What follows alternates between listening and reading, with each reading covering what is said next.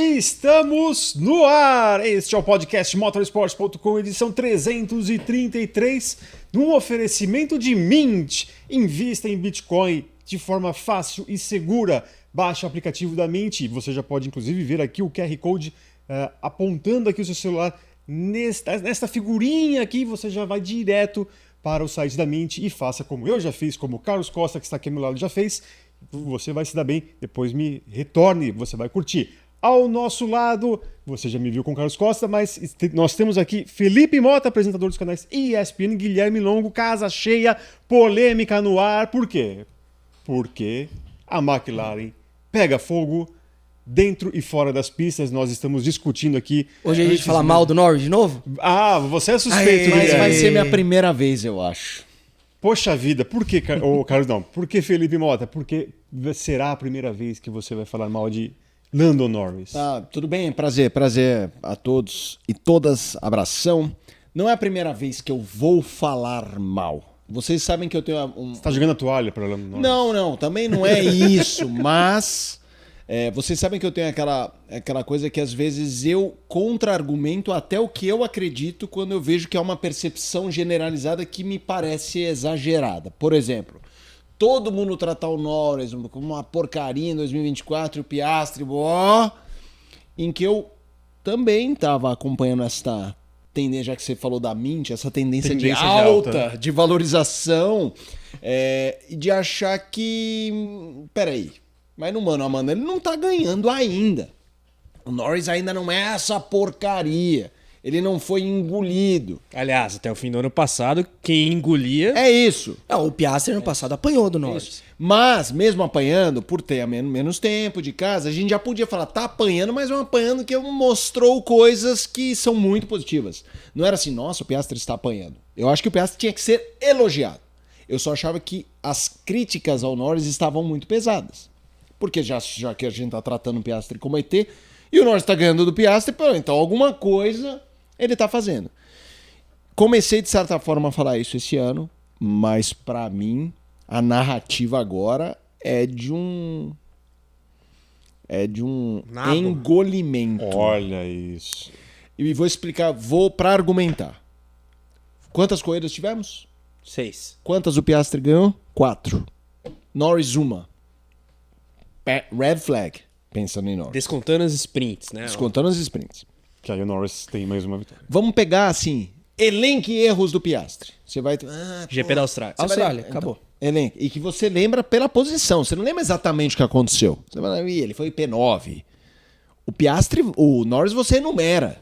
Você lembra, assim, são uns errinhos meio cabeludos a ponto de você falar, o colchete, a largada. Você lembra. Quando você lembra... O quali de sábado...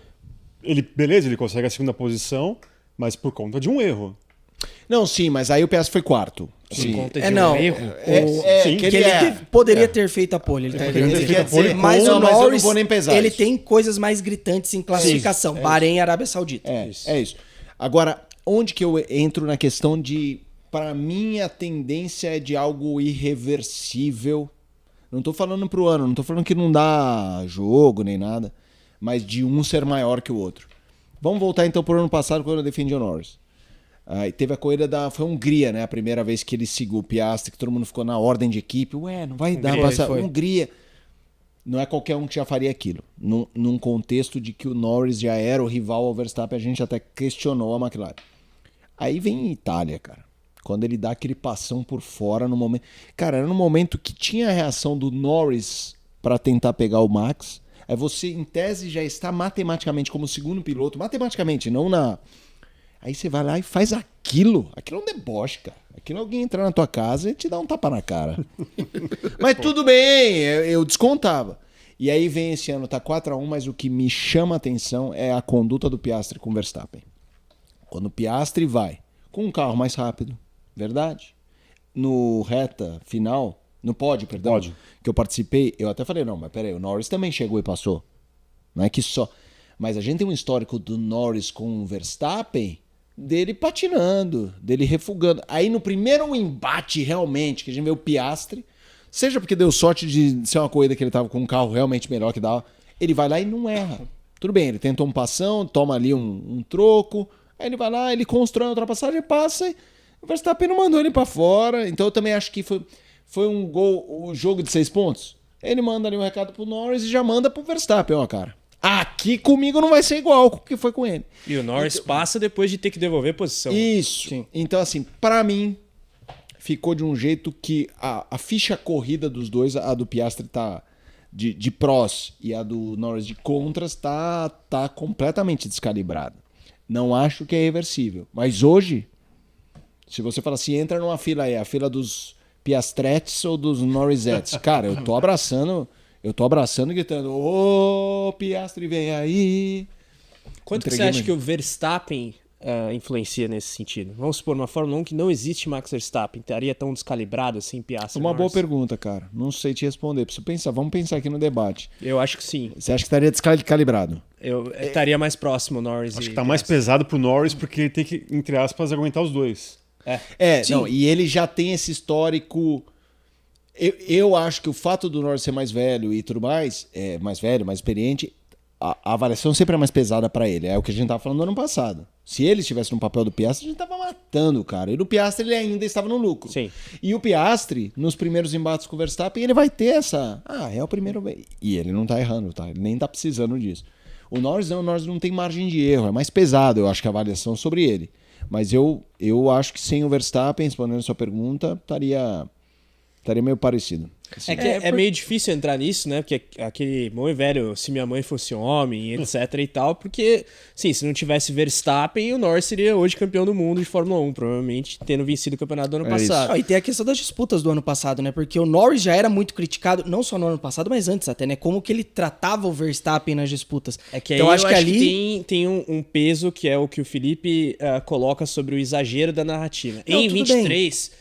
Sinceramente, por melhor que tenha sido o carro da McLaren no final do ano, ele ainda não era do páreo da Red Bull. Tudo bem, mas a questão é que já vai construindo Sim. para usar uma expressão, né? O triplex já estava sendo construído na cabeça do Norris desde então. O exagero da narrativa, como citou o Carlos, para mim também se justifica. Discorra. Porque, assim... Em 23 para mim não se justifica. Não, 23 não, 24. Mas eu tô falando que desde 23 Sim. acusam ele de abrir pro Verstappen. E em 23 fazia sentido ele abrir pro Verstappen. Porque a briga não era com ele. A briga não era com o Verstappen. 23 tem uma que o Norris é muito criticado aqui no Brasil, né? Que ele simplesmente deixou o Verstappen passar numa hora que ele tá liderando a corrida. Mas concordo em 2023. Em 24, aí a gente já começa a ver um pouco da construção da narrativa que chega até agora. Pra mim é muito isso. O Norris, ele tá debilitado no sentido de ele tá tomando os socos e não tá conseguindo se reerguer. Esse é o problema. Ele veio, tudo bem, conseguiu uma vitória na corrida sprint de Miami, muito por sorte, teve um papel importante nisso aí, mas se a gente for pegar as últimas corridas, aonde o Piastri tem brilhado, o Norris não tem conseguido chegar sequer perto. A gente pega o Bahrein, um erro de classificação faz ele largar da 6ª posição, e teve a questão do colchete ainda. Depois, Arábia Saudita, bate, larga da 10ª posição. A situação do Norris realmente é muito complicada nesse momento. Só reforçando aquilo que eu tinha falado, eu acho que no início, quando eu até achava que era uma bobagem o que falavam, especialmente em 2023, quando falavam que só faltava o Norris estender um tapete vermelho pro Verstappen passar, ali já começava a cornetagem, e ali eu acho que ele já começa a ter ali o triplex na cabeça dele. E que não justificava. Eu concordo que não justificava, mas é até anterior a esse momento, eu acho, a interrogação sobre o Norris. Muita gente se remete ao GP da Rússia de 2021, para mim de maneira indevida também, que ali foi uma falha da engrenagem, McLaren. Especialmente da equipe. A estratégia da chuva lá? Isso. Tá. Tudo bem. Na época eu lembro exatamente o que falei, eu não condenei. Assim, eu entendo que o resultado fazia a gente falar, que vacilo. Mas ele puxando a fila, quem puxa a fila, quem tá atrás. Qualquer tentativa que as críticas maiores ali foram à equipe mesmo. Não, e mesmo assim eu também entendia, de certa forma, quem tá atrás, meu amigo, você tá em segundo, faz uma besteira e cai pra quinto, já não é igual quem perde uma vitória. Então, é mais fácil você arriscar ou tomar decisão. Mais fácil não, é menos condenável. Eu lembro que eu não pesei muito a mão e eu não vou mudar. Sim, mas era mais sobre nós. Não, a maioria pesou. A maioria, eu lembro. Eu lembro, eu faço aqui... Eu não acho erro, não acho erro. Eu pesei a mão especialmente pelos rádios, a troca de rádios ali, eu acho que ele foi de alguma maneira até Eu não me eu lembro. diria moleque, mas foi bem uma coisa bem infantil, assim. Mas aí é aquela questão do pulso firme. Sim, Numa equipe mais bem estruturada, entra o Toto Wolff, entra o Christian A gente Horner, critica- entra o Jean Todt, entra o Alguém Flávio ia Briatore, falar, o Ron Dennis. entra, é uma ordem. Exatamente. Acabou. A gente- É o que faltou pra McLaren. Mas a e gente Leclerc. critica a McLaren sobre a gestão dos Até seus dois hoje. pilotos até hoje. É isso. Mudou Trocou o comandante. chefe, a gente continua É isso, tendo essas é mesmas isso. críticas. Porque eu acho que tem uma lacuna ali. O Zac Brown não vai ter um chefe que vai bater de frente com ele no comando da equipe de Fórmula 1. Não vai. Ele tem o cara como o Stella, que de alguma maneira é meio titubeante e tal. Eu acho que ele não coloca o negócio na mesa ali. Desculpa bater, mas Não, mas aí vale. eu acho que por isso que tem essa questão de alguém de comando. Mas eu acho Vai que tá aqui, funcionando, vai hein, ali. gente? Porque até parece que a gente... Eu entendo, a gente tá falando de 21 e tá falando de algumas coisas que a gente avalia que eles erraram ano passado, mas não necessariamente erraram. Aí a McLaren pode ter já inúmeros argumentos para achar que no fundo, o Piastri vai ser melhor. E achar que eu condenei o ano passado, tá? Eu acho que chegou um momento que a McLaren tinha que ter apostado mais de uma forma mais clara ao Norris. Mas eles podem ter mil argumentos de achar que não pegaria o Verstappen e que o Piastri uma hora vai passar e que você não quer castrar o cara ali também. Porque eu acho que a questão não é só a prioridade de pilotos, são erros de estratégia e execução de corrida. Eu também acho. Mas esse ano vocês estão achando algo muito saliente? Ainda não. Ainda não. Tudo Mas bem que com o carro que eles isso. têm, a margem é muito grande, né? Sim. A margem é muito grande. Mas, inclusive, ressuscitaram esses dias agora nas redes sociais uma fala do Zac Brown do fim do ano passado, que ele fala que a Fórmula 1 estava entrando na era Lando Norris. E o que a gente está vendo é exatamente o oposto. Né? Sim. É a era Oscar Nossa, Piastri. não me lembro dessas aspas. Mas só para deixar bem claro, o que eu falo aqui é questão de gestão de pessoal, gestão de pessoas, especialmente dos dois pilotos. O trabalho que a McLaren tem feito nos últimos anos com o carro é fantástico. Sem dúvida. É Sim. fantástico. Trabalho Até- esse liderado pelo André Stella. Exatamente. Mesmo na época do Saido. Agora, essa questão, por exemplo, que a gente até comentou na redação hoje, mais cedo, de um carro que, em tese, muita gente olha em movimento. Esse carro aqui tem coisa que é ilegal. Mas aí chega ali o pessoal da FIA para fazer a fiscalização, o carro tá legal. E se você faz algo que, em tese, pode ser ilegal, mas não é que os comissários ali, os fiscais, perdão, não pegam, é genial. É uma coisa que todo mundo busca, é fazer um carro com um desempenho muito maior, que muita gente desconfia, mas que na verdade ele é completamente legal. Pelo E de menos vez no em papel. quando surge uma coisa ou outra, né? O próprio Zac Brown zoou esse fim de semana, ele tava com a garrafinha lá escrito água de pneu, porque tinha essa história de que no ano passado um dos segredos da McLaren era usar água para resfriamento de pneu. Eu só queria voltar no meu comentário inicial para falar que até eu, tipo, não é joguei a toalha. Eu acho que você tá jogando. Eu tô falando no sentido de achar que pelo que a gente tá vendo, se você falasse quem te passa mais confiança, em quem você confia mais, eu confio mais no Piastri. Ponto. Mas eu acho que tem campeonato bom pela frente, muito bom, porque a diferença matemática é pequena para um 4-1 de vitórias. Tá 4-1 de vitórias e tá 16 pontos. É pequena. O Norris, nessas 4 corridas em que ele perdeu, por mais que ele tenha feito bobagem, a velocidade está lá. Ele segue conseguindo largar à frente. Não teve uma passada de carro do Piastri por cima dele. A disputa dele com o Verstappen na primeira curva, ali na largada, ela é muito... Se você olha pelas onboards, os dois largam bem. E aí, quando o Verstappen coloca o carro e ele, né, freia e que o Norris vai por fora, eu não acho que o Norris tenha ido por fora só para tentar ultrapassá-lo. Se ele que resolve ficar ali em segundo, vinha alguém e passava ele por fora. Sim. Ou por dentro até. Porque ele ia ficar encaixotado no Verstappen, ele tinha que jogar de lado. E aí eles dividem a curva. E a dividida de curva não é uma dividida que permite a gente falar, olha que cagão. Não, Tá vendo? nesse caso não. Entendeu? Zero. Ele não tinha muito o que fazer. Então eu não avalio um erro. Eu só acho que é mais um episódio que entra nessa lista. Ele larga em segundo e cai para sei lá, para sexto, para quinto, não me Sexto, lembro. acho que sexto. Acho que para sexto. E aí a gente fala, de novo. No contexto passa a ser algo. Se não tivesse o resto, eu não tava falando. Eu não acho que ele tinha inúmeras alternativas. Porque se ele ficasse atrás do Verstappen, eu não me lembro se já era o Piastri virando atrás dele ou se era o Russell. Não, o Kimi, né? Foi o Kimi que largou ali Foi na o frente. Kimi. O cara metia o carro e passa. Aí, malandro, aí a gente tava matando ele. Mas aí ele coloca de lado Acho que era o Kimi. e o Verstappen engrossa. E a gente está vendo com maior frequência essa permissão de você dividir curva espalhando um pouquinho. Quem tiver para fora Vai. Se tem uma área de escape que te permita tracionar, você nem perde tanto tempo. Mas se tiver ali uma zebrinha que nem a que ele teve, que ele já saiu meio que dançou. Você falou que você hoje bota mais fé no Piastri. Ele me passa mais confiança. Desde Ele já me passava, mas... Desde quando? Não, foi nessa corrida. Pra mim, a divisor de águas é a forma como ele se comporta com o Verstappen. Quando eu vi o Piastri com o Verstappen, eu vi um moleque assim... Ok, o carro é melhor. Mas você viu o quanto ele fica às voltas, estudando. Ele coloca de lado numa situação, aí ele dá mais uma, não consegue. Ele vai na outra volta. Você vê que ele vai entendendo a possibilidade do carro, mas entendendo. Assim, não, aqui não vai. Aqui não vai. Vamos ver ali. Cara, isso é uma compreensão de corrida. Ele não deu chance pro Verstappen ser Verstappen com ele. De falar, não vai passar. Porque o Verstappen teria engrossado. Se desse. Ele fez de um jeito que nem deu. E isso a gente não tá vendo com o Norris. Todas as vezes que dá, ele tá permitindo o Verstappen mandar ele pra lua.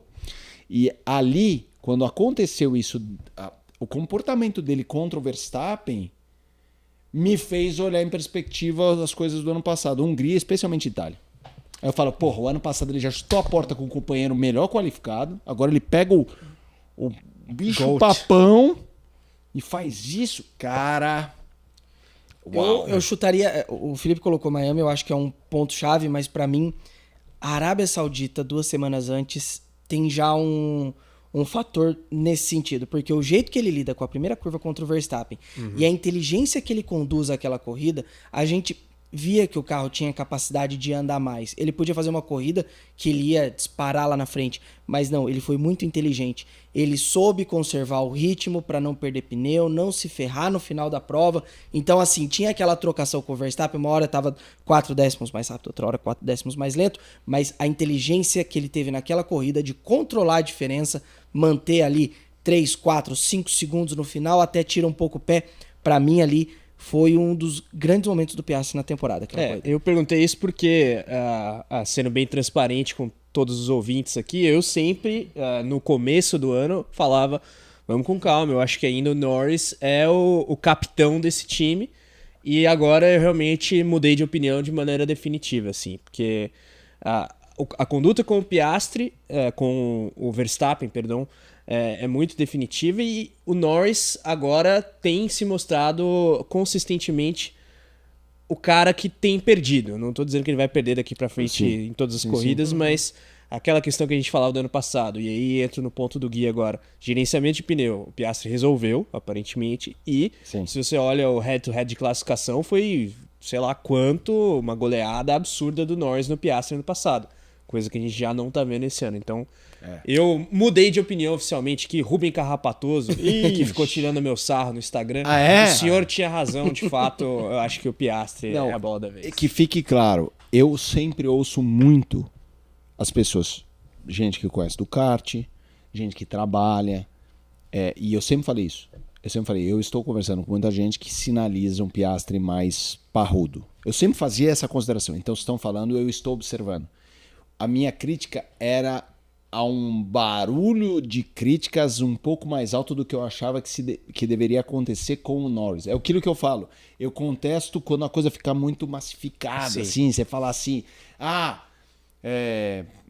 o pessoal não gosta de comentário de futebol, mas vai. O Flamengo tem o melhor elenco, é incomparável. O Pascoal fala isso no Equipe F que eu apresento. E eu fico, incomparável? Eu acho o melhor. Mas é tão absurdamente melhor que o do Palmeiras, por exemplo. Porque para ser incomparável que não dá para comparar. Será que não dá para minimamente comparar, assim, pelo menos um setor de elenco que você fala, não, aqui, esse é melhor? Porque se for, já é. E eu não tô trazendo resposta. Eu tô trazendo um questionamento. Era o que eu fazia com o Norris. Agora, repito, vai ser muito interessante, porque o Norris ainda tem performance. E a gente, sempre que a gente já viu isso várias vezes, vou citar recentemente que foi Verstappen com o Ricardo. Aconteceu isso com o Verstappen com o Ricardo. O Ricardo, hoje, olhando em perspectiva, a carreira dele afundou, vamos fazer piada, ele teve momentos muito especiais. Muito especiais. E quando o Verstappen se colocou para o enfrentamento, o Ricardo bebia desse momento especial. Quando começou a rolar, opa, A Red Bull tá apostando no Verstappen, parece que mais que no Ricardo. Ainda não era uma goleada entre os dois. Por que eu tô trazendo esse episódio? Porque o Ricardo escolheu ir embora por se achar pouco prestigiado.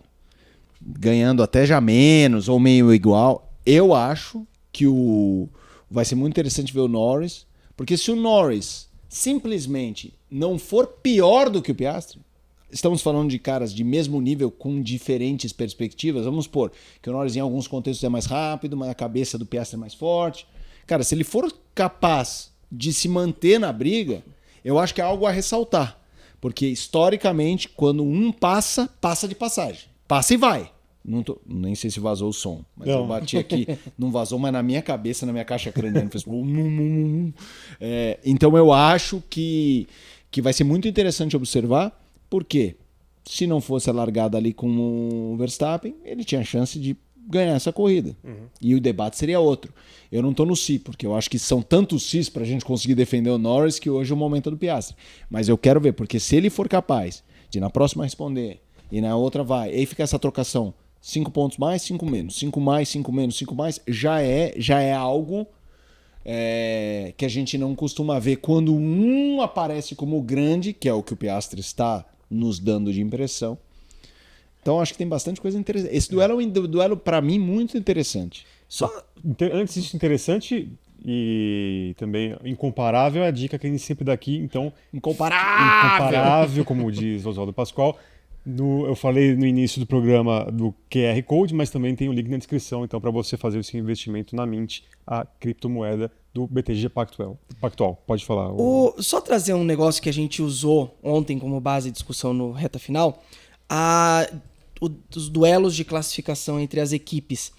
E o da McLaren é muito interessante porque é o que tem a disputa mais próxima do grid. Hoje, placar Piastri 5, Norris 3, mas quando a gente olha a diferença média dos dois, a gente está falando Piastri à frente por 125 milésimos.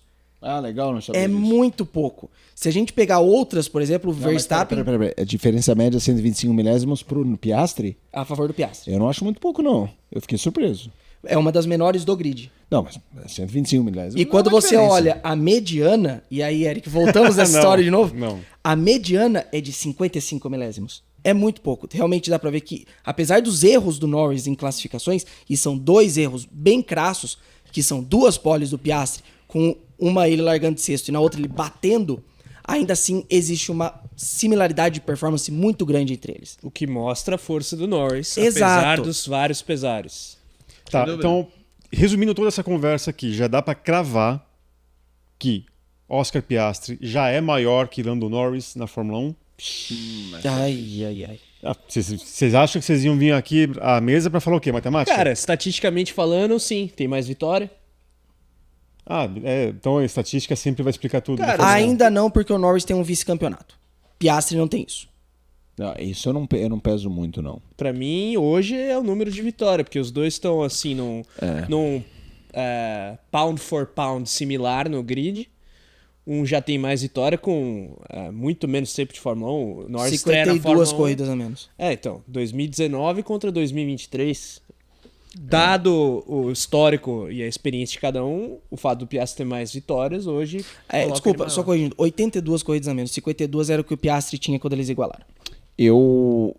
Igualaram o número de vitórias. Isso. Né? Desculpa. Não. Eu repito, eu ainda acho que tem campeonato. E para não parecer tonto, se daqui 5 corridas o Norris tiver 20 pontos a mais, que eu acho que pode acontecer por qualquer motivo. O motor 20 não. Eu quero Pode. ver se o Norris de alguma maneira Mas- consegue reverter essa tendência, já que a gente está falando de matemática, Sim. estatística. A cara dos 4 aqui, porque eu também critico. Mas eu acabei de Não, falar que eu não acho que o Piastri já é maior que o Norris. Então, mas... repito. Talvez maior seja porque maior estão razoavelmente começando a carreira, especialmente o Piastri. Eu acho... Olha o olhar de perspectiva. Eu citei o Ricardo aqui. O Ricardo, dependendo do momento que você me perguntasse dele, eu ia falar, eu acho o Ricardo maior que sei lá quem. E hoje seria um corte das pessoas, olha o tonto. Mas eu acho que já é uma tendência de entender que as capacidades do Piastri são maiores do que a do Norris. Isso hoje é um entendimento que eu tenho. isso não significa que não tem briga. Agora, vocês acreditam E também... você? Não, hoje... Boa. Obrigado, Carlos. Eu tava já mudando de assunto aqui, mas eu acho que hoje já é. Pra mim... Justifique. Porque ele deu credenciais, especialmente nessa questão de administrar a corrida, que eu acho que ele melhorou bem. Eu não via essa crise toda como você via de gerenciamento de pneus, tinha, mas eu acho que de alguma maneira isso é muito mais trabalhável, né? E vem trabalhando e melhorou.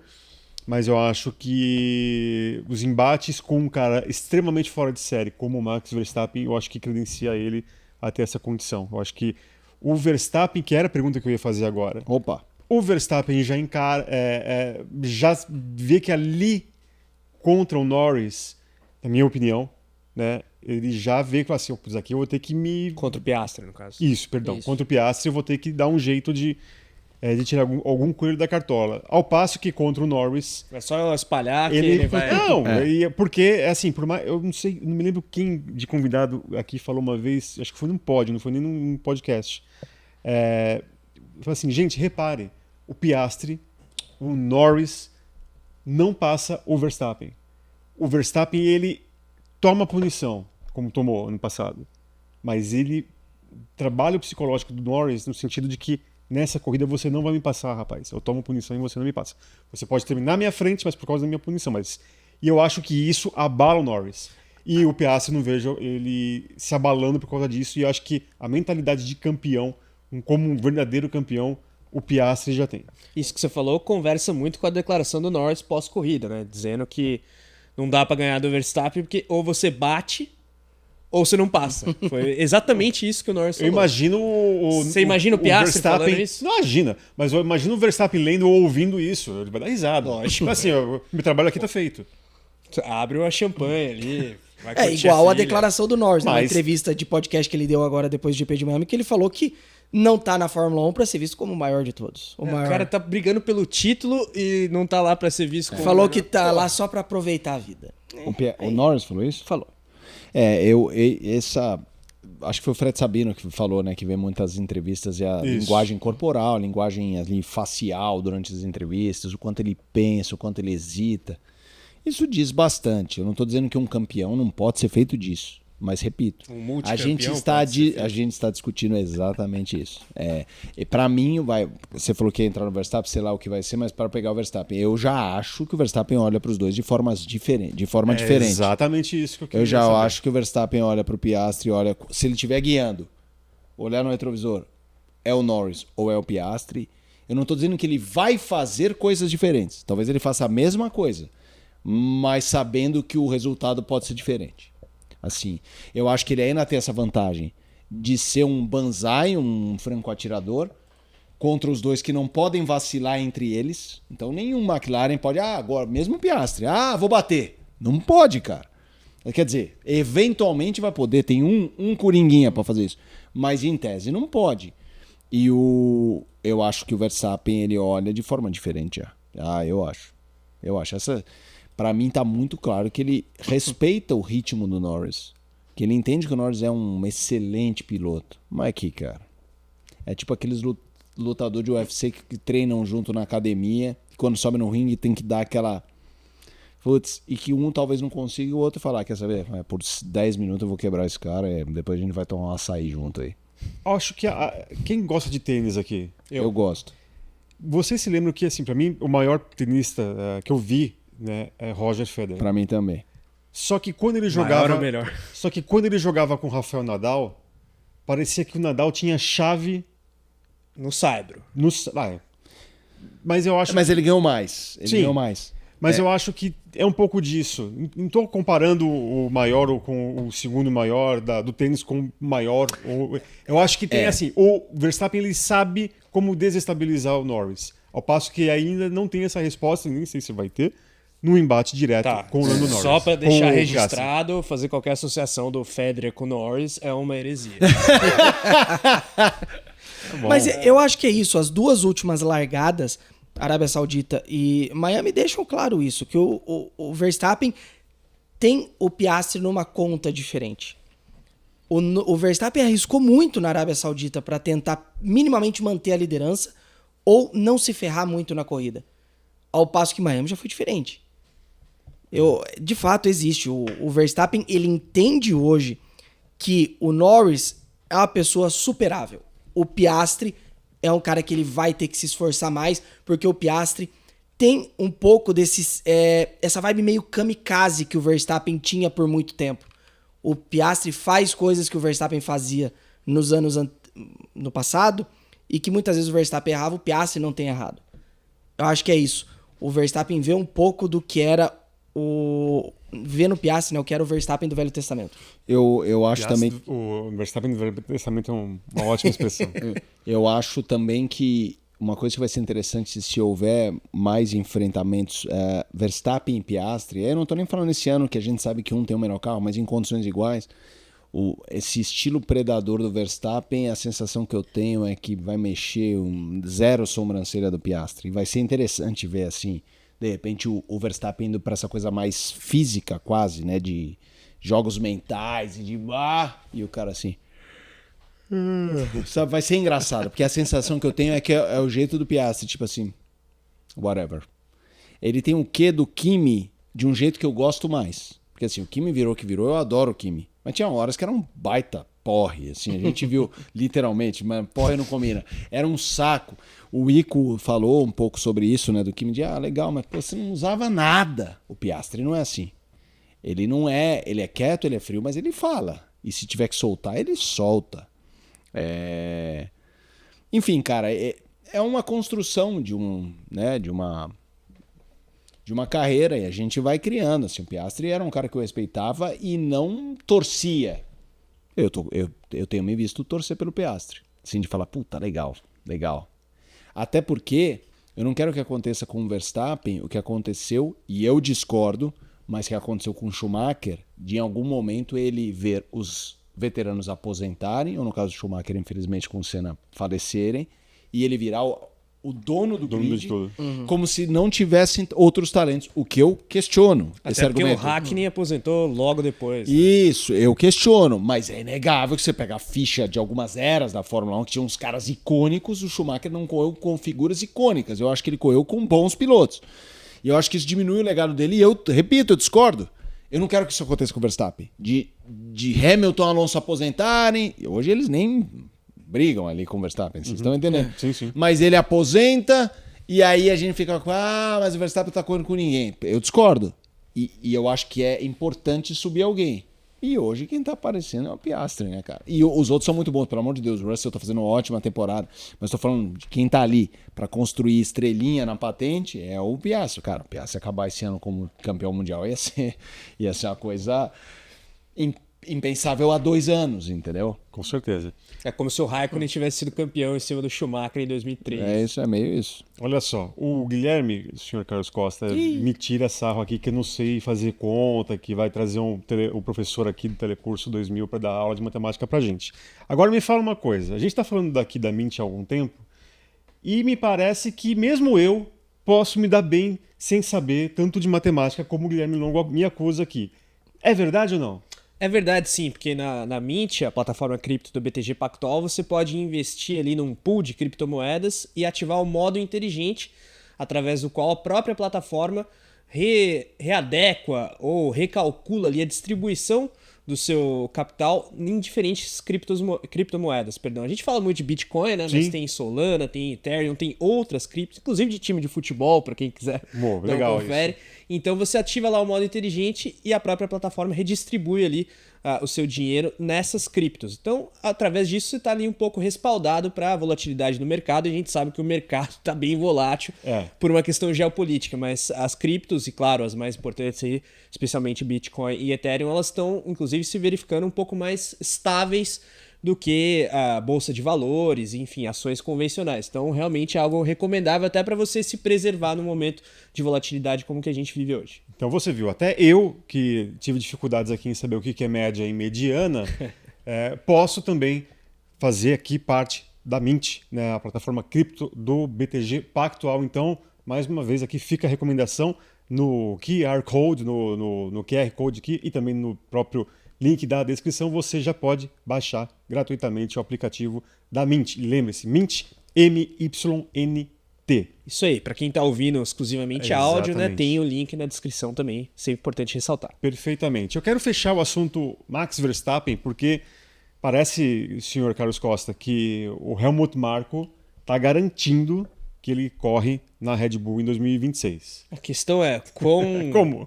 quão a sério a gente leva essa declaração do Helmut Marko, né? É o Helmut Marko que fala por ele, Do Marko. Velho Testamento ou do Novo?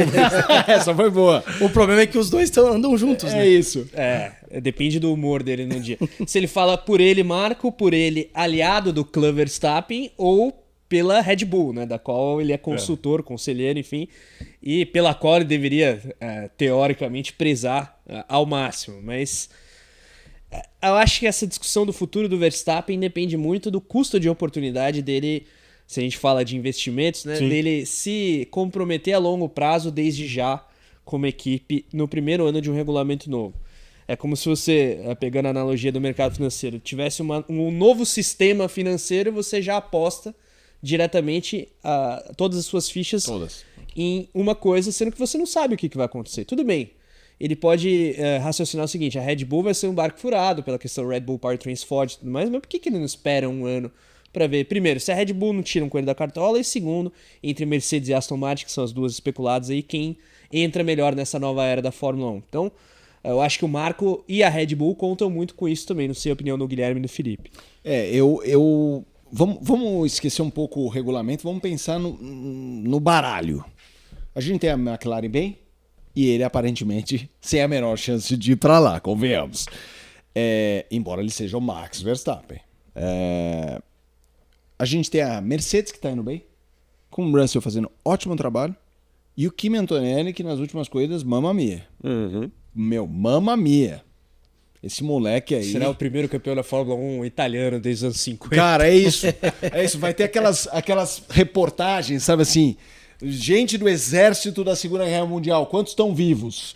Como era o mundo? Quantos estão vivos, sobreviventes, poxa, como de era o tragédias. mundo? Guerra Fria. É isso, Guerra Fria. Senhora, Quantas pessoas, italianos, viram um italiano ganhar? Deve ter 5% da população. Então é isso. Chamar o Cláudio Karsug. É isso, grande Karsug. Ele viu. Estava com o meu papai. E grande Karsug. Clamoroso. Então, vamos lá. Temos aqui Mercedes, temos aqui McLaren. Aí vamos para Ferrari.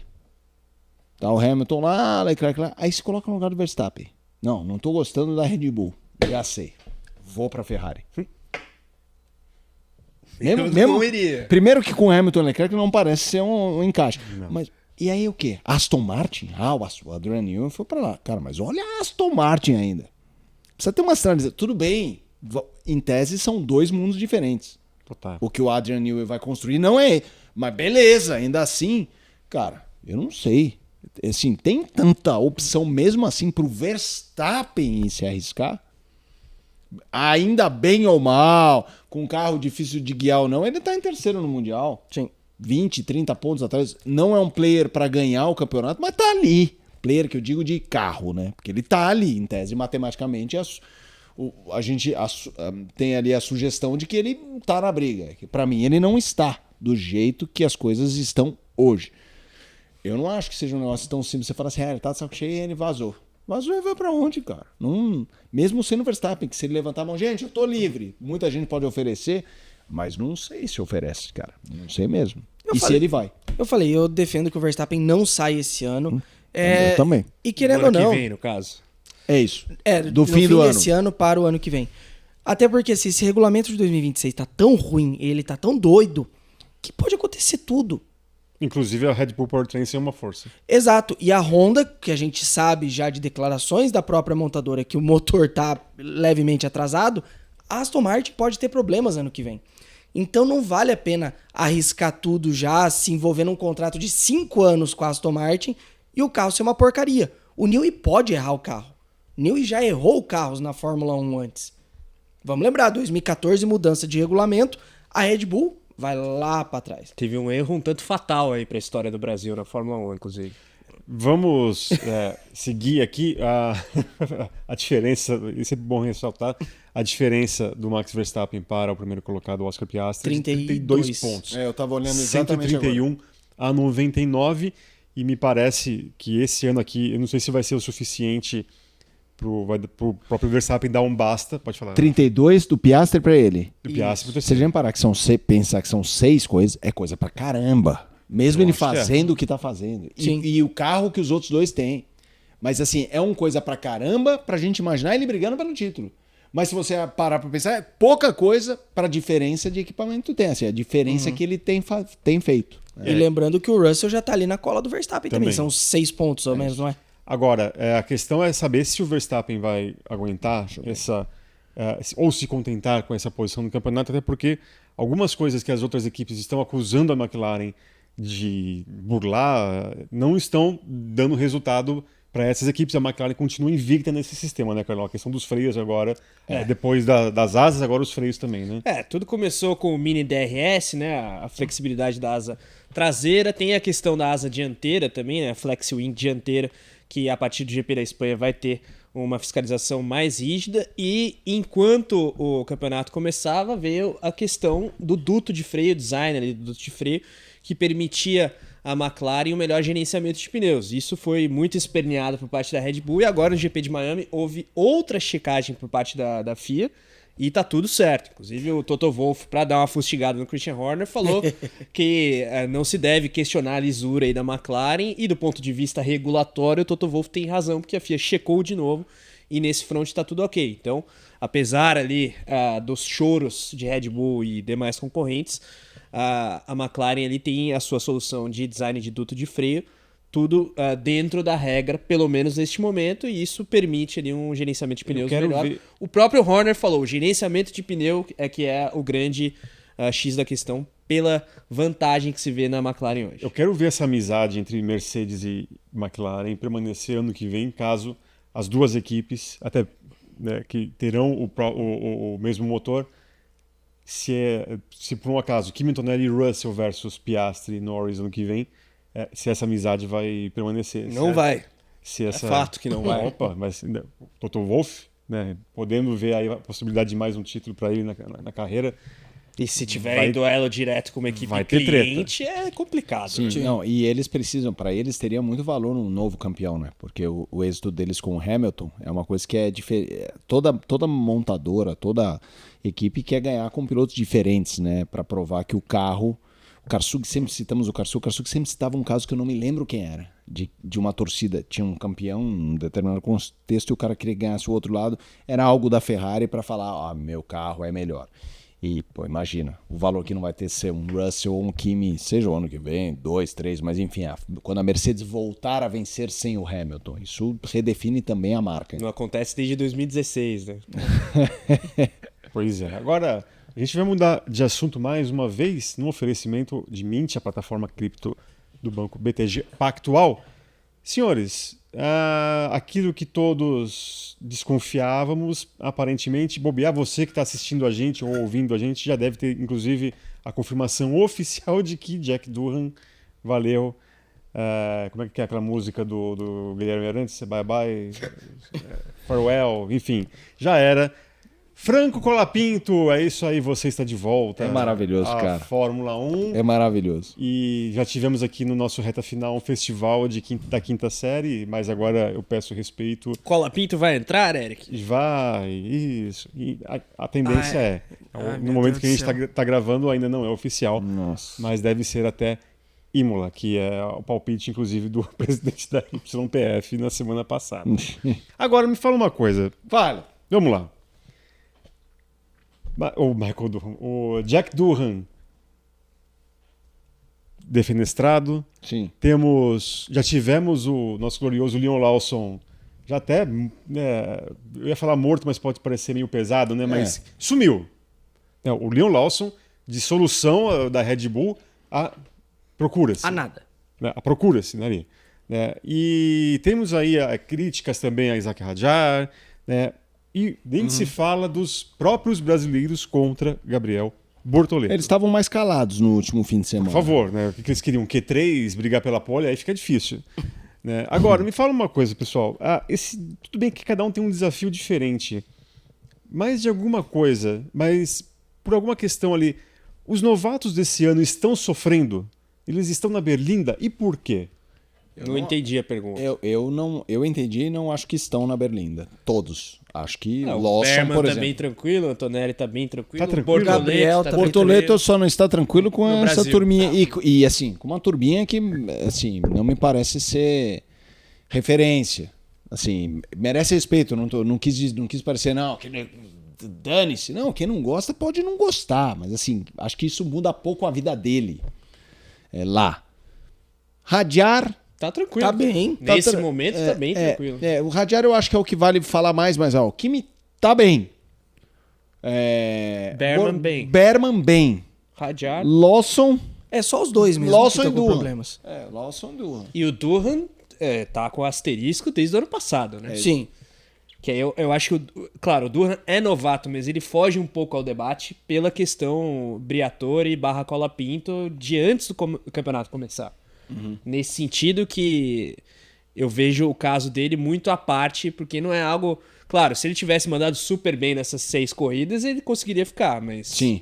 Mas é engraçado que na Fórmula 1, assim como no futebol, né, acho que as coisas mudam muito rapidamente de uma corrida a outra, né, porque até pouco tempo, sei lá, umas 2 semanas, alguém apurou que ele estaria Race. garantido. No The Race. Estaria Que foi o garantido- primeiro a cravar agora que ele deve sair. Ele estaria garantido pelo menos até o meio do ano e agora... Parecendo um Ancelotti. Mas eu repito a história que a gente viu se desenrolar em Tem um 6 italiano horas aí no meio.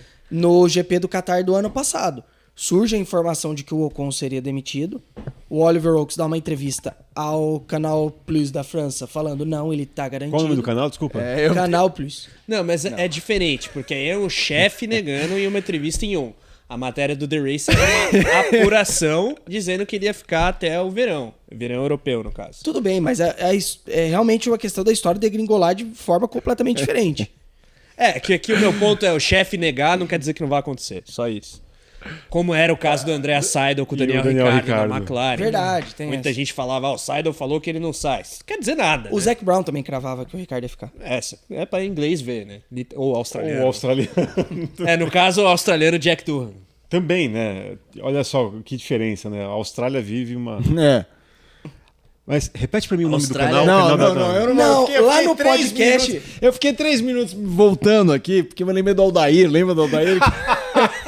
O Aldair é o caso do jogador que esqueceu Os dois, ele não aprendeu italiano e esqueceu o português. E não é só ele, tem vários, mas o Aldair não é conhecido. Ele jogava muito mais do que o Jack Durham. Mas, Pilota. Pelo amor de Deus. Dos que eu vi jogar, o maior zagueiro de Copa. Que eu Era vi. absurdo. Agora, vamos jogar uma pergunta lá. aqui na mesa, porque é o seguinte, eu contesto muito o fato, que está se tornando fato definitivamente, que o contrato do Jack Durham para 5, 6, 7 corridas, para mim é um absurdo. Ainda mais pelo sobrenome dele. É que na Fórmula 1 o sobrenome dele não é tão Mas, pesado. Putz, cara, Concordo. mas assim, a Austrália não tem necessidade, por exemplo, do Brasil hoje. Então, assim, se vem um contrato desse pro Bortoleto, eu acho que a gente falaria, tá, Eu legal. acho que não. Será? Eu acho que não. 6 corridas? 6 corridas. Acho que não. Você acha que a gente tá Ele- batendo na mesa aqui? Pô, que negócio é esse? Não, Aceitar um contrato desse? Eu acho que o sobrenome do Durham, perto do que o Bortoleto fez, é incomparável. Incomparável! Eu acho que o Bortoleto trouxe um histórico dele que é muito maior do que o do Durham. E Tá. vamos supor Não, que o peraí. Bortoleto só tivesse uma oportunidade como a que teve o Durham. Ele estaria fazendo o que o Durham faz? Ele teria aceito a oportunidade. Não, ele teria aceito e provavelmente não era melhor. Imagina. Peraí, vamos lá. Não. Se fosse Gabriel Bortoleto recebendo um convite para se fazer só 6 corridas, ou continuar sendo reserva da McLaren. Não, ele aceitaria 6 corridas, eu acho. Sim.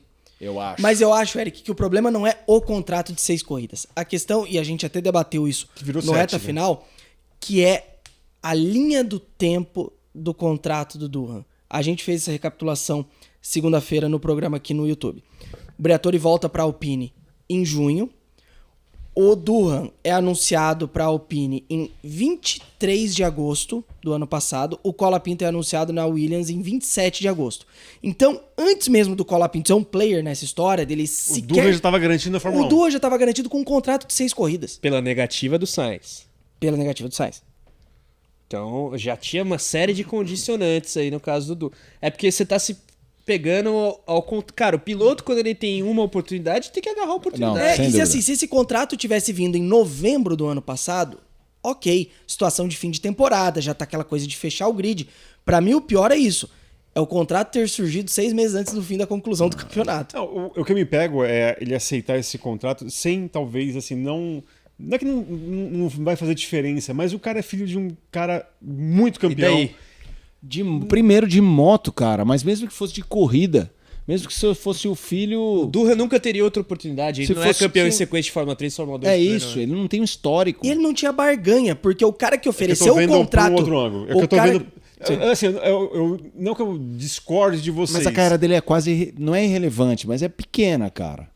Se fosse assim, um cara, filho do Durham, que foi vice-campeão na Fórmula 2, andou bem na Fórmula 3, tá super bem o tempo inteiro, ganhando corrida.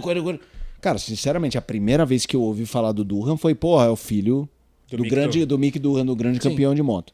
Então, assim, e não tô falando que ele não fez nada. Só tô falando que, pra mim, a trajetória do Bortoleto que você citou, a gente tá vendo. Opa!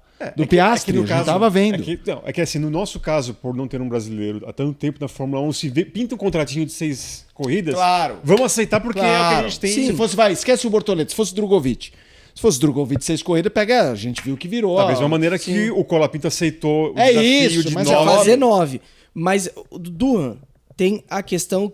Ele tinha zero poder de barganha. Porque o cara que ofereceu o contrato pra ele é o cara que também, Tá em derrubando teoria, deveria prezar pela carreira dele. Porque o empresário, muita gente talvez não se toca disso, o empresário do Durham era o Flávio Briatore, que é o cara que hoje detém as chaves do reino da Alpine. E cujo modus operandi na Fórmula 1 sempre foi... De um crápula. Opa, Então, é de não, crápula? essa- Mas qual é a sua insistência nessa questão do... gente, precisa de tanto? Não, mas eu acho que. Tudo bem, eu discuto a escolha do Jack Durham para ser um piloto de Fórmula 1 em 2025. Tudo culpado disso tudo aí são 3. Um é uma vítima. Esteban Ocon é a vítima. Que acabou tendo um contrato até o final de 2024, assinado em 21, se não me falha a memória. Os outros 2 culpados são Lohan Rossi e Otmar Safnauer, porque hoje a dupla da Alpine deveria ser Oscar Piastri e Fernando Alonso. Caramba, agora você fez uma construção Um aí. multiverso difícil. A O partir Piastri, do momento, sim. a partir Piastri, do momento sim. que a Renault Alpine renova com o Ocon até o fim de 24, só tem uma vaga sobrando, Da Alpine. que era do Alonso. Eles demoram a renovar com o Alonso porque tinha o Piastri, perdem o Piastri para a McLaren porque não tinha assento. Se eles tivessem simplesmente renovado por um ano com o Ocon, manteria o Alonso e manteria o Piastri. O Piastri na Alpine, pra quem não sabe, é tipo a história do Hendrick que não ser aproveitado no São Paulo, sabe? Aquelas coisas da base do futebol que, fulano de tal, foi dispensado no Corinthians, hoje tá no Real Madrid. É realmente uma outra história. Mas posso trazer um nome que pra mim é o debate maior de novato, que é o Hadjar. Pra mim o maior debate do Hadjar de novato é o Hadjar. Porque assim, ele tá fazendo um bom trabalho? Tá. Mas pra mim tem uma coisa que eu falo que Fórmula 1 precisa ter um rabo do cacete. Se o Tsunoda tivesse ficado na Racing Bulls, a gente não estaria falando que o trabalho dele é bom. Sabe por quê? Eu tenho certeza que o Tsunoda teria ido mais vezes aos pontos. Certeza, Mas certeza. isso era esperado, né? Não, total. Mas se o Tsunoda toda a corrida tá indo, 8º, 9º, 10º, Q3, e não tô nem falando pontos, Q3 o Tsunoda ia direto. Direto. Eu no meu volante, Tsunoda em 10º, no grid. Tsunoda. Porque se ele tivesse, o Hadjar teve 2 corridas que ele foi para pontos, uma bem, eu acho que 8º, até menos, depois dá uma checada aí. Mas, cara, ele fica fora dos pontos. Se você tem um companheiro que faz com que o público tenha a percepção, pô, esse carro é carro de pontos. Porque vamos combinar, hoje que a gente tem Red Bull, Mercedes, Ferrari e McLaren. McLaren com certeza. Não necessariamente nessa Ferrari ordem. oscilando, não. É como 8 nos pontos. Mas 8 nos pontos que o Tsunoda às vezes está suando sangue pra tá. A Ferrari dá suas pataquadas, se não de pontos, mas de Q3, como o Hamilton na última. Então você tem ali 2, 3 vagas para entrar. A Williams já super andou, nessa última andou bem, mas a Williams teve corrida mal. O Gasly de vez em quando, e era o Tsunoda. Então o Hadjar tenta entrar ali. Eu não tô falando que eu acho que ele tá mal. Eu acho que ele tá bem, tá honesto. Mas a narrativa favorece. Mas você hoje falou assim, e o Hadjar? O Gui falou, e você falou, e eu podia falar também, não tô questionando. Tá bem, a gente tá falando fácil, tá bem, porque o Tsunoda não tá lá. Se o Tsunoda tivesse lá, a gente estaria falando, compreensível, novato, tá andando, tá ok, mal não tá. Mas não estaria falando assim, tá bem, porque eu tenho certeza que é o que estaria acontecendo. Então, na vida, você tem que dar um rabo. Aí você sai o Tsunoda que estaria te constrangendo e vem o Lawson, que aí ele apanha, ninguém fala você. Então, repito, acho que tá ok, tá bem, tá legal. Mas também acho que esse carro é um carro para fazer um pouco mais do que hoje, na condição dele de novato, ele tá fazendo. Só pra... Nunca pensei que eu fosse falar tanto do Hadjar. Pois é, eu tô ficando impressionado aqui. O Hadjar foi o 8º colocado no Japão, tá? GP do Japão, e E foi depois ele foi 10º, eu acho. 10º na Arábia Saudita. Então eles são a 5 Não, pontos. bom, cara. O Tsunoda na Red Bull, o que já fez? Ele estreou no Japão, né? Ele não pontuou. Ele tem 3 corridas na zona de pontos. Isso. Bahrein, que ele foi P9, e agora as 2 de Miami, P6 na sprint, P10 na corrida. Já justificou a troca. Não, já Sim. justificou a troca. Enquanto isso, Liam Lawson, Já 0. justificou a troca. Né? Então, Teria pontuado na sprint, mas foi punido nesse último fim de semana.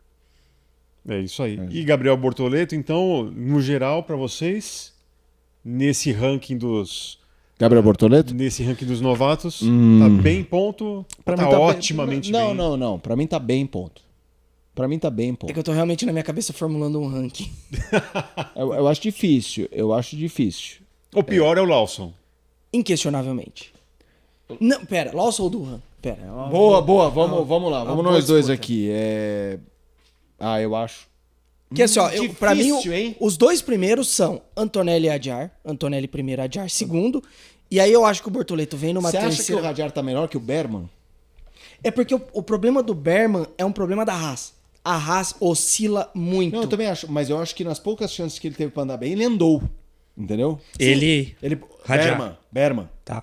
O Berman foi 2 vezes para pontos, não foi? Berman... 3 vezes. 8º na China, Japão e Bahrein, 10º. não, 3 corridas consecutivas. Então, Então, eu acho o Berman na frente do Hadjar. Eu acho. Mas vale Kimi- lembrar que na China ele herda, se não seriam 3 décimos seguidos, porque tem as desclassificações da não, Ferrari. eu faz acho parte. que na verdade o da China ele nem pontuaria. Porque são 3 classificações. São 3 classificações, bem lembrado. Perfeito. Berman, pra mim, Hadjar. Antonelli. Kimi, Berman. pra mim, Berman, Hadjar e cara, Bortoleto. Sim.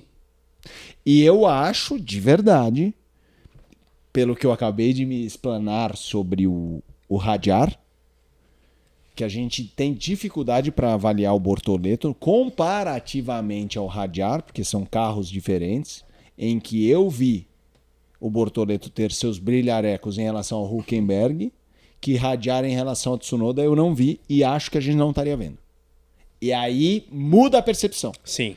Hoje eu vou, para não falar Pacheco, vou colocar meio num pé de igualdade pro Hadjar. Aquela bandeirinha do judô para não ter empate. Hadjar. Mas a gente viu coisas do Bortoleto em relação ao Hülkenberg, de quali, de corrida, que eu não vi quando estavam juntos Hadjar e Tsunoda com frequência. É que foi muito pouco também. Foi, né? eu sei que foi. É difícil. Mas eu tô tendo que... Sim. Me fizeram É uma o que pergunta. É o que tem. Então hoje eu vou levantar a bandeirinha Hadjar. Mas eu acho que é ali. E quem Não, que não mandou... desculpa, Carol, mas não é pachequismo meu, eu levantaria pro Bortoleto, porque pelo menos o Bortoleto conseguiu iniciar todas as corridas. É, Eu fui canalha agora, eu sei. foi. Desculpa. que Não, você é fala. justo. Não, mas é legal de vez em quando. De vez em quando é bom. Durham ou Lawson? Quem foi pior até Você agora? tava falando aqui. É, Esse eu acho que é o mais difícil, cara. Essa disputa é ruim. É que tem a questão da experiência. Por mais que o Lawson seja um rookie de temporada completa, já tem 2 meias Concordo. temporadas. É, né? eu acho que o Lawson tem esse problema. Ele tomou um cruzado e não conseguiu levantar. E assim, teoricamente, ele é veterano de Racing Bulls, né? É isso. Sim, querendo ou não, ele é, teoricamente, a primeira temporada completa, se ele terminar a temporada, mas é o terceiro ano. É, dele não, na o Lawson é Fórmula 1. pior. O Lawson é pior. É. O Durham tem uma corrida contra 12. Eu do- até acho que o resultado, a performance, o que fez o Durham em tese é pior. Só que esses Asteriscos. asteriscos que a gente põe no Lawson pesam pra ele. E Colapinto entrar agora, todo mundo concorda ou alguém discorda? Agora, Imola. Eu concordo. Acho que sim também. Eu acho que é o famoso desse mato não sai cachorro do Durra. Você que é o advogado número 1 da Fórmula 1. Eu espero. Cara, sincero, honestamente, eu não gosto de trocas. Eu já não gostava de trocas já no meio da temporada. É que aí tem um aspecto, antes mesmo de você complementar, Imola é o começo de uma rodada tripla, se eu não me engano. E é o início da temporada europeia. Vai esperar terminar a rodada tripla pra trocar o piloto? Eu esperaria. Eu esperaria até o meio do ano. Sincero, honestamente. Por quê? Porque. Você acha que vai sair alguma coisa? Não, independentemente, mais pra. Pra que, então, respaldar a decisão de você, no início da temporada, ter escolhido o cara. Não, o Briatore não é orgulhoso, não é egocêntrico. É um canalha, do pior sentido. Não, mas possível. eu não acho que nesse caso seja só canalice, cara. Eu acho que tem troca. Assim, quando você percebe um erro ou alguma coisa, a troca tem que ser rápida. Enfim, Ou- você me conhece também. Não, um eu pouco sei, o mas assim, suficiente. ou E inicia eu a não sou temporada canalha. já com o Franco Colapinto. Ah, mas aí já foi, cara. Ah, Aí já foi. sim. Isso aí você não tem. O que eu penso é o seguinte: a gente tá olhando o Durra, é constrangedor. Ele não chega nem perto do Gasly, ele não teve. Ele teve um momento. Teve um momento que ele tava andando bem, que foi a corrida que o Gasly foi, sei lá, quinto, sexto. Que a gente falava assim: olha o Durra, tá em nono. Bom, e não acabou em nono. Eu não me lembro qual foi. Qual que o Gasly foi super bem? sétimo lugar no Japão? Bahrein. Bahrein. No Bahrein. É essa corrida. O Durham, melhor resultado, um P13 na China. Então, mas no Bahrein teve um momento Não, que eu é- lembro de Ah, ter. perdão, isso, perdão. No Bahrein teve um momento que eu olhei, eu não sei se foi no Bahrein, alguma coisa que eu olhei e falei, caramba, olha o Duan, tá pegando jeito, olha lá, tá em nono. Aí eu olhei o Gasly em quinto. Eu falei, e aí ele foi, caiu e não fez nada. O que eu acho é, se a gente de longe vê isso, a equipe de perto vê muito mais do que isso. Pro bem ou pro mal. Assim como a gente discutiu lá, esbarra na história do Piastri lá atrás, do Piastri assim, o Norris tá melhor, o Norris vai na frente. Se a equipe estiver vendo coisas que ela fala, a tendência é de ascensão aqui. Mas a equipe Red Bull também achou que viu alguma coisa no Leon Lawson e promoveu ele no início do ano. Tá, mas a gente já debateu isso na época. Não, e outra, ela não diz que viu. Também tem um discurso que cada um diz. Tem a Que eu questão tô- Honda. eu Tem a um questão monte- do quanto que a Honda tá bancando pra ter o Tsunoda na Red Bull hoje, né? Então, e tem mil coisas. Agora, o que eu acho é, a gente olha o Durham, a equipe pode ver que não sai nada, que não é que assim, nossa, uma volta ele consegue, não consegue 10. Boa, mas vamos ver se consegue mais do que uma. Ela tem, não tô nem dizendo que tem isso, eu tô falando que a equipe tem um número de informações, o feedback dele pode ser horroroso, ele pode sair do carro sem saber o nabo que tá levando. E Então, tem uma outra questão muito importante. Cada posição no Mundial de Construtores vale muitos milhões. E se a gente olha a metade de baixo da tabela de construtores, do sexto pro décimo, a Haas é a sexta, 20 pontos, Aston Martin, 14.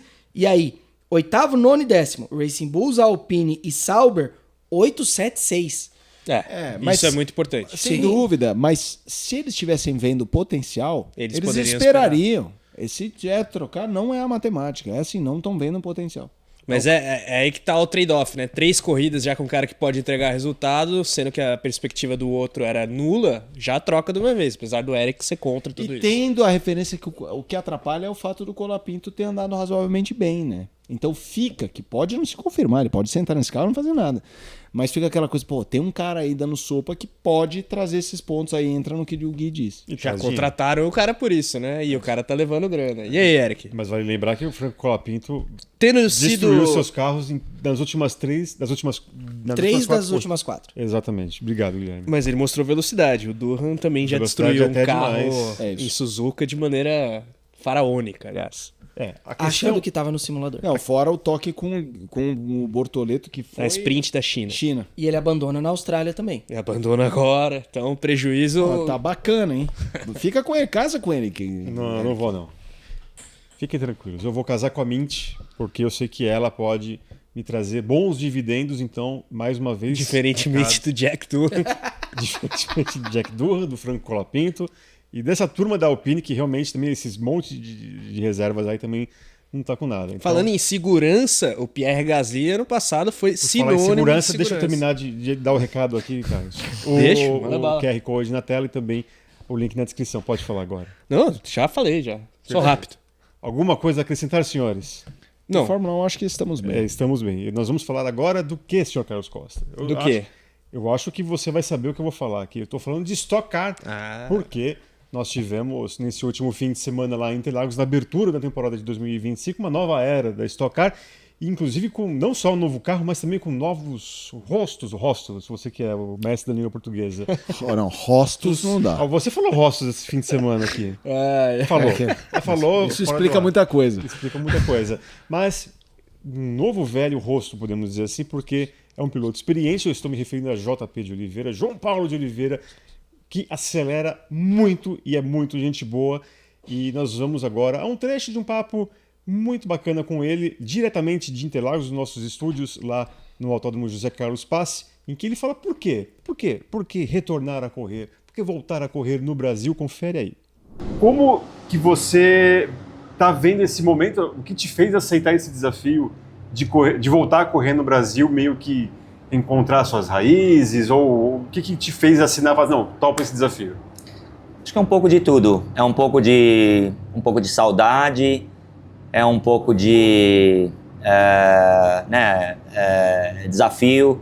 Acho que o piloto é movido a desafio. Quem gosta de automobilismo, quem está nesse esporte, é movido a sempre se desafiar. E para mim, assim, eu estou no automobilismo japonês há muito, muito tempo, já passei pelas categorias principais no Japão, né? E hoje eu disputo o GT 300 no Japão, o Super GT. Finalizamos a primeira etapa em terceiro lugar no pódio. E, enfim, mas foi uma decisão minha. No final do ano passado, eu tomei a decisão de focar principalmente no Brasil, priorizar o Brasil, a Stock Car. E a princípio eu teria saído do Japão, mas a equipe solicitou que eu fizesse as etapas que não conflitam, que são 6 de 8, né? Então, ou seja, eu perco 25% do calendário, porque lá é um calendário curto de 8 provas, então perder 2 realmente machuca bem na pontuação, na né? pontuação, não tem descarte, enfim. Mas acho que casou bem essa decisão, porque eu me sinto muito bem no Japão, me sinto muito à vontade, conheço muito bem o carro, a categoria, as pistas, então posso chegar e aqui é um desafio maior. Tem muitas pistas que eu não conheço, é uma categoria, um formato de categoria que eu não conheço, pneus que eu não conheço, então, ou seja, é tudo novo, né? Então, esse é o desafio maior. Tá aí o João Paulo de Oliveira. Agora, vamos mudar de assunto novamente, porque a Porsche Cup, que é outra atração aqui da Motorsport TV Brasil, completou 20 anos e eu sei que você conversou com um cara muito importante, muito legal também da categoria, né, Guilherme? É isso aí, a gente troca de categoria, mas segue em Interlagos, porque a gente teve na etapa 2 semanas atrás a grande celebração dos 20 anos da Porsche Cup, um estúdio bem legal lá no paddock, o Felipe conferiu também, e no entrevistado de hoje temos um estreante da categoria, mas que já está deixando a sua marca aí, Paulo Musi, piloto da Sprint Trophy. Dá uma olhada aí.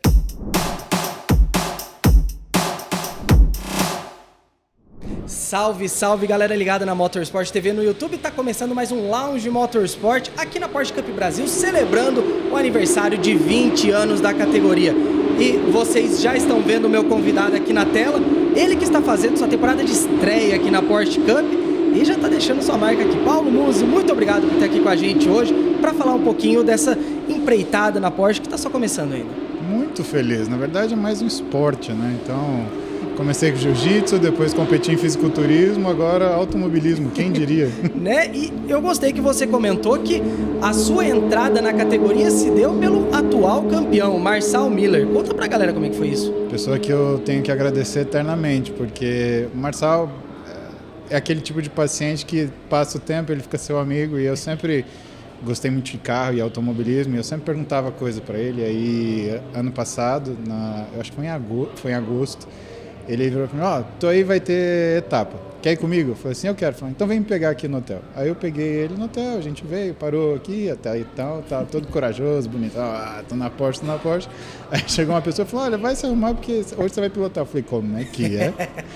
Tem certeza? Eu não sou moça, eu não sou piloto, moça. Aí ela falou, não, hoje você vai ser. Aí quem foi meu coach na época foi o Pietro Rimbano, e o que eles prepararam para mim foi, eu dei uma volta com o Pietro, E aí, até aí tudo bem. Aqui tá bom, aqui tá legal. Todo passageiro. Quando ele parou e falou assim, agora você vai fazer igual, aí, meu irmão, não passava Wi-Fi, não passava Bluetooth. Bluetooth não conectava. Mas foi tudo bem, foi muito legal. E aí a gente deu 5 voltas, olhou na telemetria, ele falou, você vai corrigir isso, isso, isso. E eu acho que o que funcionou e que meio que abriu a porta pra gente poder fazer isso é que eu consegui executar aquilo que ele me orientou. Né? Quer dizer, houve possibilidade de aprendizado. E aí a gente começou uma conversa, eu conversei com o Vinícius Quadros, né? Aquilo que era, olha, eu gostaria muito de aprender, eu tô vendo, é um campeonato. E aí ele foi muito claro, falou, Paulo, a Porsche, se você saiba, é a categoria mais segura que tem, de fato é. Sim. Né? E você vai aprender, é uma escola, Trophy Sport, você vai aprender a ser piloto. Eu falei, então é isso que a gente vai fazer. Esse foi realmente o teu primeiro contato com automobilismo, apesar de já gostar de carros, a parte esportiva foi a primeira mesmo? Meu amigo, eu nunca sentei em carrinho de rolemã. Né? A brincadeira é muito mais séria do que você imagina. Né? E assim, eu sempre respeitei muito carro e velocidade. Sim.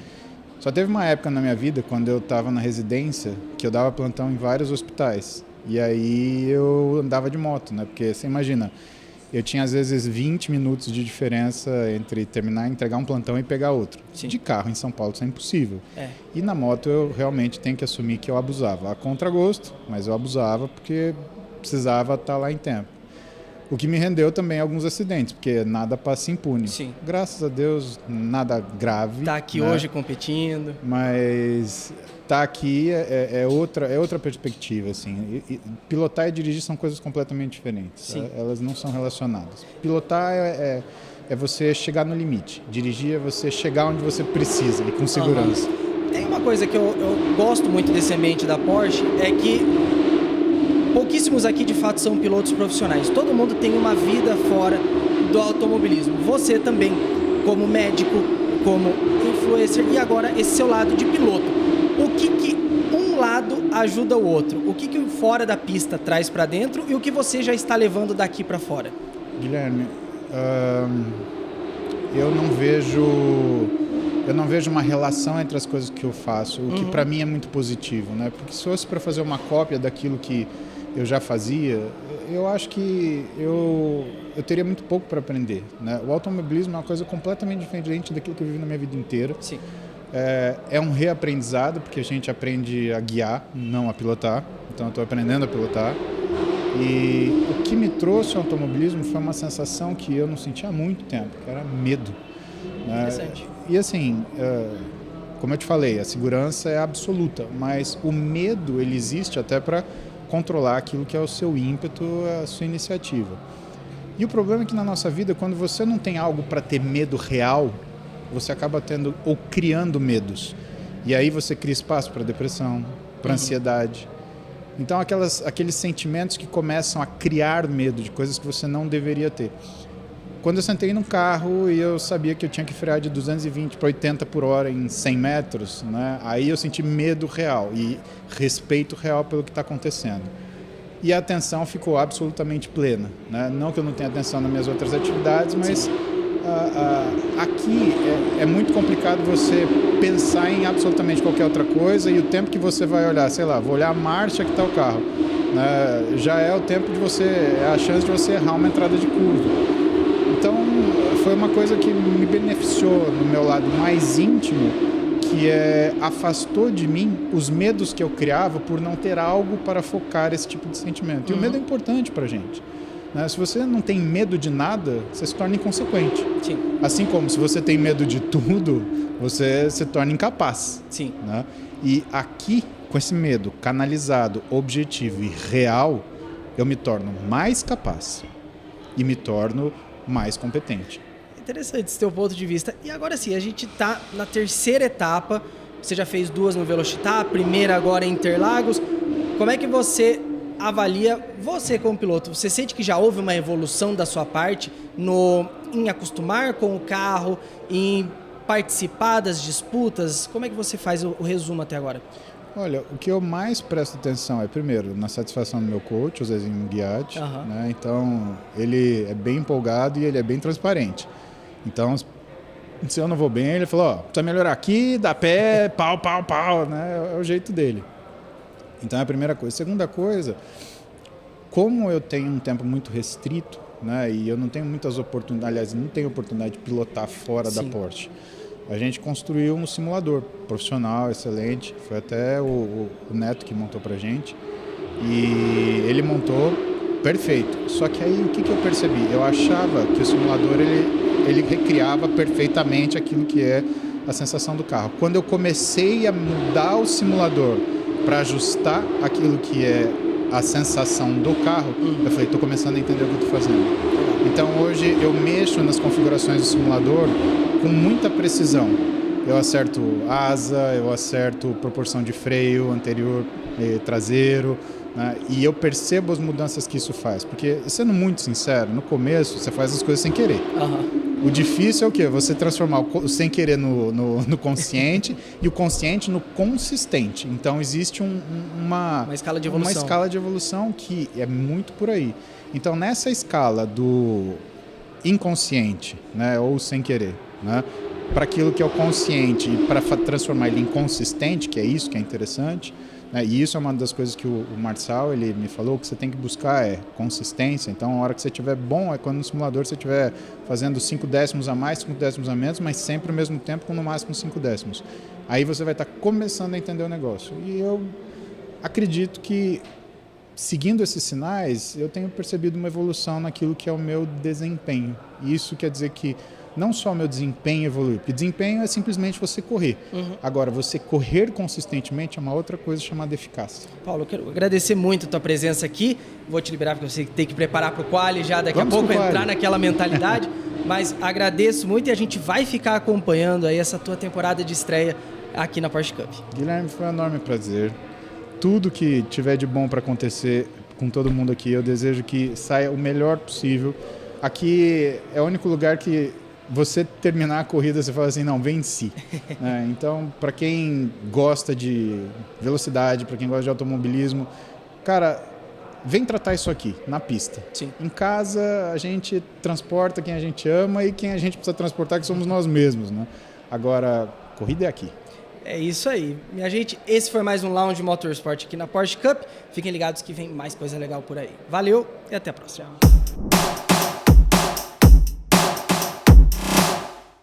Tá aí o Paulo Musi, neste momento muito bacana, vivendo a Porsche Cup Brasil, num papo com o Guilherme Longo.